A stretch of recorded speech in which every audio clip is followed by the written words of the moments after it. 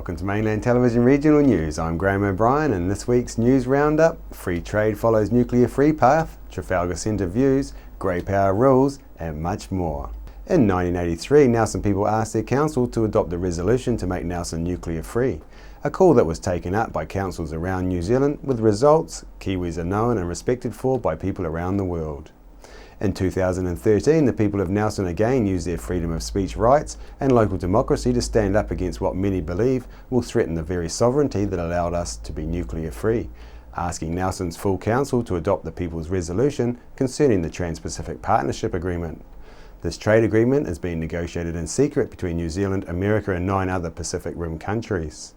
The resolution outlines 12 main points that are of concern that have emerged from leaked documents currently under negotiation by the 11 countries. These points disclosed so far range from restricting Pharmac's ability to provide subsidised medicines, internet censorship, financial regulation and the loss of sovereignty, with the ability of overseas investors to sue New Zealand for loss of profits if our government regulates or legislates in the public interest, which is happening in Australia over plain packaging of tobacco products. Wellington Council on Wednesday also chose to adopt the resolution in a narrow vote, which was given the tick of approval by Mayor Celia Wade-Brown, giving the deciding vote in favour. This now means that Auckland, Wellington, Christchurch, Dunedin, Nelson and Tasman councils have adopted the full 12-point resolution, and Palmerston North, Horizons Regional Council, Horowhenua and Wanganui, plus the Greater Wellington Regional Councils, have carried remits expressing concern with their ability to act in the people's best interests if the agreement is signed. Last November, New Zealand joined a worldwide protest and gathered more than 10,000 people who shared the same concerns as our capital cities' councils. And on March the 7th next month, 21 towns and cities around New Zealand are again voicing their opposition to the secret agreement, which many are calling undemocratic, and that our government seems to be in a rush to sign. We hope to bring you some comment next week from our local Nelson and Tasman MPs about this development. 90 million plus is a figure that has been mentioned in a report that is to be tabled the last week of February for Council to upgrade the Trafalgar Centre. Today, Mainland brings you opposing views on the issue to help inform the people of Nelson, who will ultimately be footing the bill through their rates. We bring you Mayor Rees and Kerry Neal's comments. I think the council has really taken on board what the public is saying to them, which is the Trafalgar Centre is valued by this community, and our objective is to get that building open. The officers of council don't undertake geotechnical investigations or structural engineering investigations. We engage chartered professional engineers to do that work. And I fully understand, and I have to say I met with Kerry and others very early in the piece. Really enjoyed the discussions. They had a lot to offer. But if I said, was the $20,000, did we get a lot of value out of doing that dig? Probably not, actually, because what we were at with this is whether the piles are 3 or 10 or 15 doesn't make the building capable of meeting the earthquake-prone building standards, and we've got to address that. Yeah, well, from what I understand is that all the recommendations were made on that the piles were 3 metres deep. No, and that's not correct, Rome. So what the engineers did is they went through and they worked out pretty early on that the pile depth wasn't critical to the risk around that building and the issues that they had to deal with in terms of the structural integrity of the building. It is incredibly complex trying to deal with lateral spread, liquefaction, structure. It's a big structure. And I know there have been comparisons to other buildings, Cowell Stadium in Christchurch. You've got to look at the building, where it is here and what the issues are around it. I'm feeling very positive that we're going to get an outcome that gets that building reopened.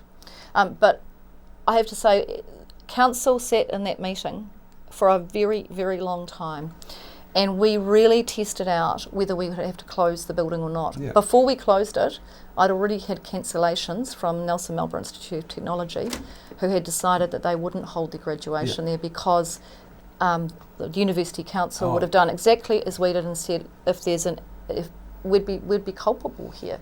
And actually you've got to take on board that risk management when you're dealing with a big structure that has a lot of people in it. I mean, No, for sure. Could be your daughter who's in Oh, there, yeah, and you'd want me to take the best care I could of it. I haven't got her. that. Yeah. That's not really the argument that I'm having. It's like we pay these geotech engineers, a huge amount of money, and then they come up with a report that is basically flawed right from the beginning, from the ground up, so to speak. Yeah. And yet we've paid for them, and is there any comeback on that? And this is money that we're just the ratepayers are putting out there, and it just doesn't seem to be the accountability, and it's on a number of things. Look, my preference would have been that they'd had the right number. I absolutely think that, because what it's done is it's created a long-standing discussion around something that actually we should be putting our energies into something else. So from my point of view, it's been really unhelpful. Does it meet my standard in terms of what I would expect? No, it doesn't actually.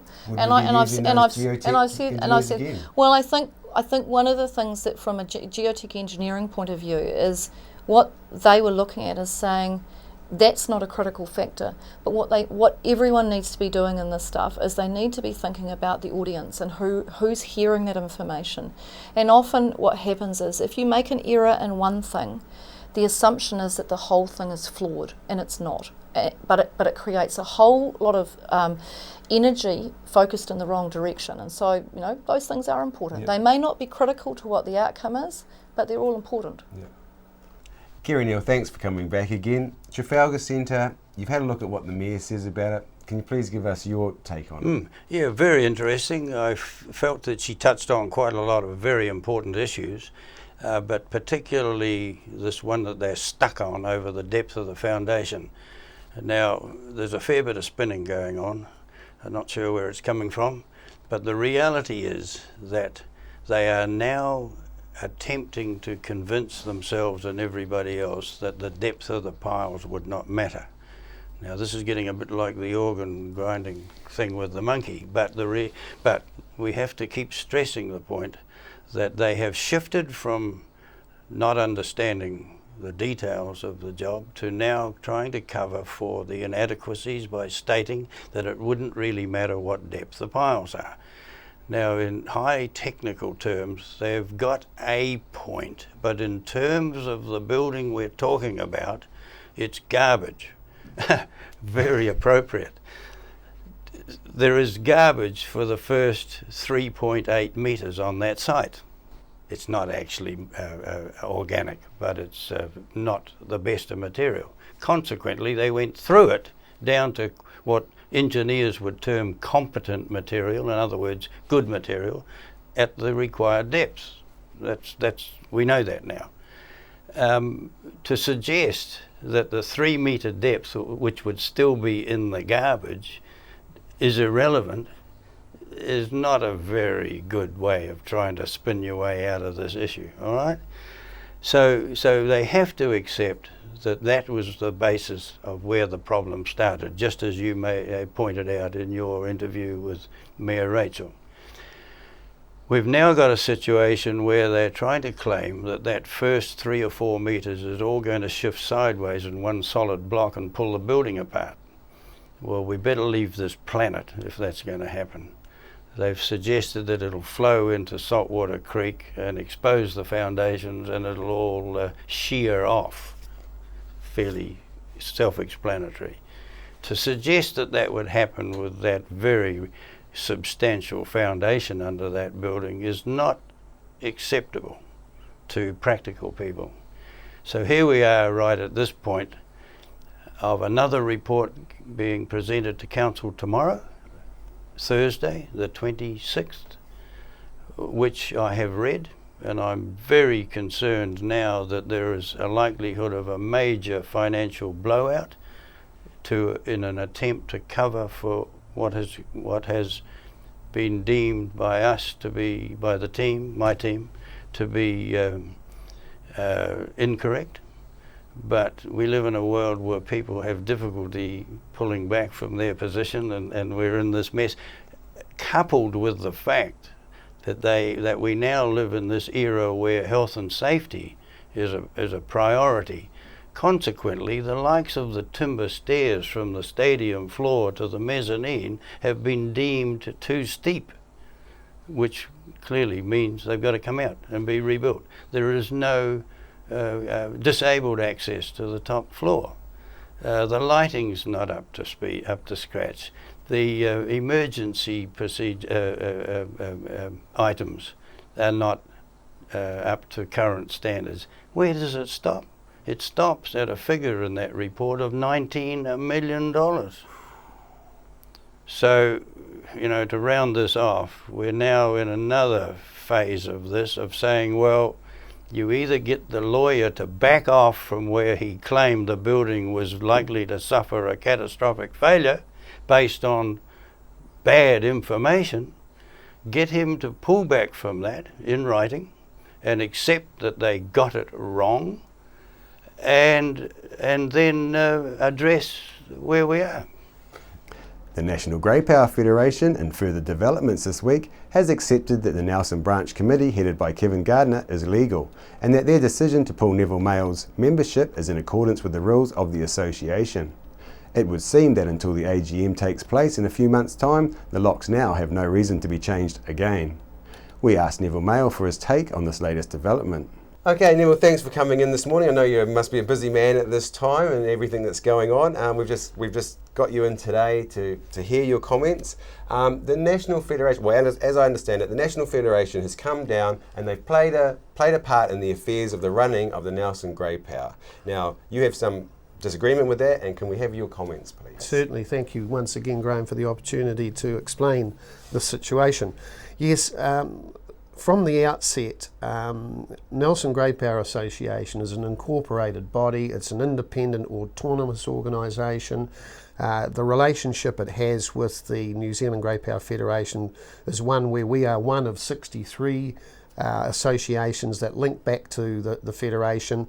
We pay capitation fees to them, helps them to run the office, helps them to represent the views of our membership at political level. They do not have any authority or role to play in the management of local affairs. The President of the Federation on the 26th of January in a email communication to me confirmed that the Federation doesn't get involved in local matters, and he said local affairs have to be sorted out locally. So it's come as some surprise to us that suddenly we've got the Federation taking, I think, a side with the rebel group of our management committee in terms of a number of issues. Initially, of course, one of the board members from the Federation came down and chaired a meeting that resulted in my membership being terminated. They had tried to get me out as president originally, failed in that quarter, so they decided to get rid of me as a member of Grey Power. This was done, I thought, quite cynically 2 days before our special general meeting, where I was giving an overwhelming vote of support. So they were involved in that meeting initially, which we were unhappy about. And then to top it all off, this week, of course, they've started to, what I call, meddle in local affairs around issues about access to the Grey Power office. So here we have a situation where the Federation has decided to support the stance being taken by the opposition. They don't have any authority to do so. We've asked them for an explanation. A number of members I know have been in touch with the Federation's office in Auckland. We're still waiting their response. That's great, Neil, and that explains a lot of how things have been working. I have been doing my own research, as we should do. Sure. And I've been looking at your rules and your amended rules, and what I see is that, and I've got them here, in 2014, this year, you yourself and the committee put in an amendment to those rules. Right. And these amended rules did state that the committee can pull the membership of any member they're not in the best interest of the society. Correct, yeah. So, I mean, I'm a little bit dubious, because it seems to be that you've been a victim of your own rules. I mean, these are very strong rules, and you've actually given the committee that power to pull the membership. And I know that you yourself have pulled the membership of a member before for actions not in the best interest of the society, being Councillor Ian Barker. Yeah. So, I like to give you a fair go and all good play to you, but the National Federation has sided with the committee. Yep. They do seem to have the power, and from what I understand, they've that all they've done is made sure everything that was run according to the rules. So how's your comments on that? Well, they happened, of course. Part of the reason, of course, we're in this standoff with them is that they've basically seized power, Graham. That's what they've done. And so, you know, I mean, we've tried to, in every step of the way, we've tried to stick to the Constitution. They haven't. Do you believe that you've got the majority behind you in the Grey Power? I think so. I mean, we had a special general meeting on the 29th of January, Graham, and we had overwhelming support for 90 of the 160 odd people that attended that meeting. It was the biggest meeting of Nelson Grey Power on record. We had 94% of them support my presidency. To get this sorted and to sort of get some kind of democratic process in place, would you be open to getting your membership back so that you could at least stand for president in the next annual general meeting? Yeah, if it comes to that, would you accept that? Right, as long as you get your membership back and you can put your name into the hat. Yep. You pull the majority. I mean, hey, it might not be the best system we got, but it's the one that we're working with. There's a special general meeting being held on the 6th of March, Graham, and there's a number of actions that are going to follow from that. You're right. The end intent, of course, is to have my membership restored, so that I can be a contender for the presidency at the annual general meeting. Now, there's a number of things that have to happen before we get to that point, but ideally that would be the answer. I mean, one of the issues... Then we can just, if we get that, we can wait till the annual general meeting. Everyone can just go about their business, get their supporters there, and we can have an annual general meeting that's not 168 people. There's 10,000 members. We want 9,999 there to show that what is the majority of us. Wouldn't that be wonderful to have a turnout? Well, we'd have to open the Trafalgar Centre, wouldn't we? Probably would. Can you arrange that, Graham? Look, no, I'd love to see at the coming special general meeting on the 6th of March, the Suburban Club at 5:30. I'd love to see as many members that could attend that, because that's another opportunity for them to have their say. The annual general meeting is right. I mean, as things stand at the present time, if there's no resolution to this, and I remain in the eyes of those that have seized control of the organisation persona non grata and no longer a member, well then of course I can't be considered for president. So I mean, I think the membership want to see me continue in the role to effect the change to follow the mandate they gave me 2 years ago, and it hopefully can be sorted, as you've rightly suggested, at the annual general meeting. Well, I'm a great believer in process, and I'd like to just see the process done for the good of everybody. So, I mean, at the moment, the process says under the amended rules that they can pull your membership.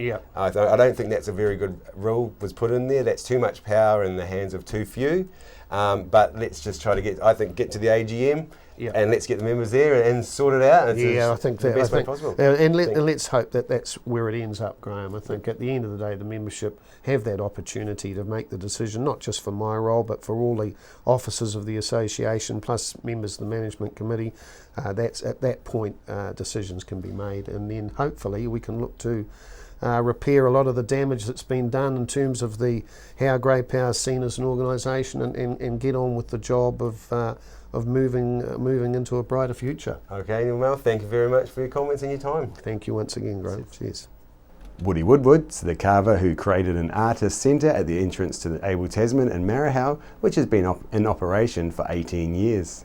This week he announced that he had decided to make the move west, taking it all with him. However, his resolve for the quieter life has become harder than he expected. I went to find out more. Woody, we heard through the grapevine that you might be moving on. You've been an icon here for 18-something years. Can you just tell us a bit about what's going on and how you're feeling? Yeah. Look, I got a lot of. I've been getting a bit of media coverage lately, and I've been getting a lot of response, and a lot of people really want me to stay here. And there's a lot of positive people around, which has made me a bit more positive. And I've been hearing back from the landlords that there might be a positive outcome. They might not be putting my lease up too much. So that's what I'm working on at the moment. So there is a possibility that I won't be heading west and that I might be staying here, but I'm not going to promise that. And you pretty much set up down there. Did you have before this change, did you have your heart sort of set on going down? Yeah, definitely had my heart set down there. I've been down there for 3 years. I've been working on the place and putting places for all the different sculptures and getting it organised. And it's so beautiful and quiet down there, but I might turn into a bit of a hermit down there, and I'm a little bit worried about that. Whereas up here, there's a bit more interaction, and it's very easy to become a hermit on the west coast, I tell you. Sort of beautiful river, beautiful bush, and that's it. Life just goes quick. You've got a lot of stuff here. Is this all yours? Like you've got carvings, sculptures, the works, pottery. Do you do all of this, or you've made a bit of an artist retreat here? Yeah, I have made an artist retreat here. We've been here for nearly 18 years now. And over those years we've had so many different artists from New Zealand and all over the world, and it's been a real melting pot, and we've had a lot of people coming here giving us knowledge, and they've taken knowledge away. All the sculptures and carvings here belong to me. I've done symposiums where I've provided funds to do sculptures and things, and so what I have here pretty much is like a museum piece, really. Like it's a one huge museum. It's got some of the ancient sculptures of the myths and legends, and then some of the modern ways we do things. We have the artists here also doing the work, so people often get the chance to have a look at how jade's carved, etc. Yeah, well, that sounds like you'll be really missed in the community, and that'll be a big hole. Oh well, yeah, I don't know. We'll see what the future brings in that area. Yeah. Sure. Hey, Woody, thanks very much, and I think I speak for everyone. We'd pretty much like you to stay. It's become a bit of iconic here. Everyone that comes here and looks at this, so it'd be good to see you stay, I think. Good on you, Graham. That sounds great. Yeah. We'll see what happens. The question of foreign drivers on our New Zealand roads is a concern for all involved. People are being killed on our roads in accidents caused by foreign drivers. From 2014 right up until present day, we have seen 11 people, including children, killed on our roads, with all accidents caused by foreign drivers, with many crossing the centre line. I spoke to a visitor from the Netherlands, Denise, on her views of driving in New Zealand. Denise, after being a passenger in a car in New Zealand, now how do you feel about driving in New Zealand, and how does it compare to the roads in Europe? Well, it's a lot different because we drive on the other side of the road, so I really had to get used to that. The first time someone picked me up from the airport, I was like this in a car, and I just watching all the cars carefully because everything is different on the roundabout. Here you have to let people go from the right before you. And in my country, the first person who enters the roundabout gets to go first. So that was a change, and I've bought a bike here, and I had to get used to those roundabouts, and it's getting better now, but I keep hearing about a lot of accidents that happen here with tourists, and I'm kind of starting to think twice about renting a car here, because yeah, it's a big worry, and like you say, there's been a lot of accidents. Yeah. How about comparing the roads from New Zealand and Europe? How about the centre line and how close you actually drive to the cars on some of our state highways? Well, the roads are a lot smaller here in the Netherlands. We have more space on the road, and I've noticed that there aren't a lot of signs. So in my country, it's easy to see what the speed limit is. So if you are on a road where you get to go to 100, there's a green line in the middle, and if you can only go to 80 kilometers an hour, there's no green line, just a white line. And here you have to look for the signs, but there aren't that many, so I think that's why tourists are confused about the speed limit in some cases. Wow, yeah, it's very interesting. And you've got a license, obviously. Do you drive much in Europe? Well, I don't drive a lot because I'm a student, so I get free public transport. But I drive in the weekends. And, well, yeah, it's easier in my country, I think. Thanks very much, and good luck with your decision on hiring a car or not. Thank you. Cheers. The winery tour featuring top New Zealand musicians Don McGlashan, Dave Dombin, Anika Moa and Super Groove with Chi Fu has come to the South Island this week and arrived in Nelson for the first of 2 concerts on Thursday, and with it is the New Zealand Music Foundation, which is the official charity of the Winery Tour 2015. Chrissy Small caught up with well-known New Zealand musician Don McGlashan, who is one of the trustees of the foundation, to talk about this great cause that has become a part of this tour. Don, can you tell us about the foundation? Sure, it's it's a New Zealand version of two things that are in other countries. There's in most other countries there's a sort of one-stop shop where people can go for funding if they use music for good in the community. Like if you want to take music into hospices and help people there, or take music into prisons, or work with disabled kids or something using music. Right, so most countries have got a place that those people can go for funding, right? We never had it, and also most countries in the West, anyway, have got a place to go for musicians that are in distress. So if a musician that's sort of given a lot to the musical community sort of suddenly can't work, because they've got sick or something like that, there's a funding body to help them. And because we're such a little country, we put those two things together, and this is an idea that happened about maybe 3 years ago. After the break, we'll bring you the latest weather update and some events and happenings coming up from around the region.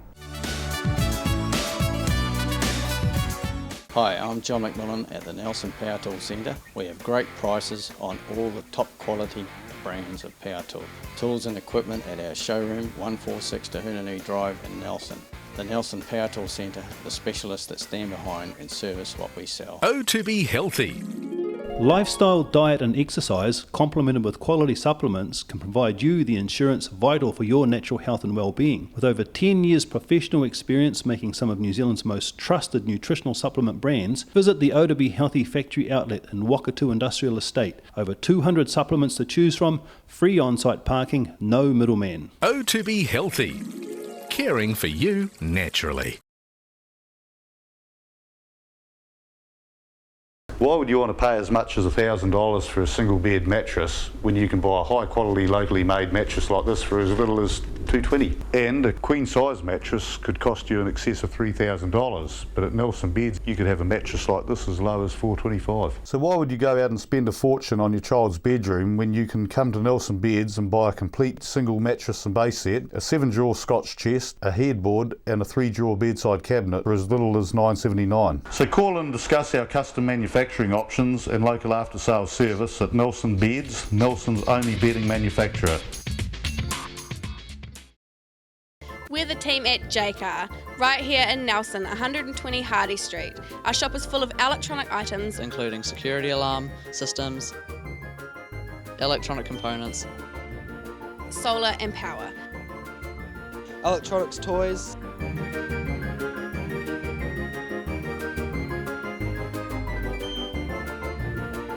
sound systems, cables and much, much more. Jaycar. 120 Hardy Street, Nelson.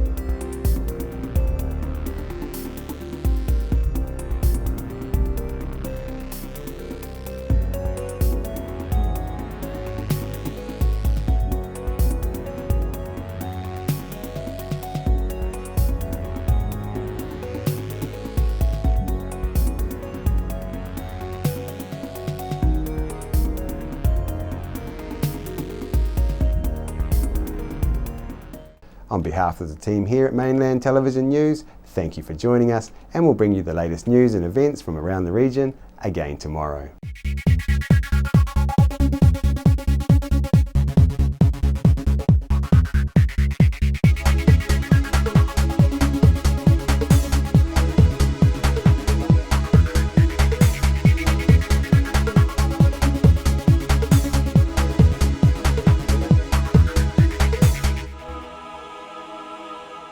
Supporting local content so you can see more of New Zealand on air. Nelson Tire Center. Great prices, great service. Buy your own Bryford trailer. All types, all sizes. See Colin Douglas for your tires and batteries.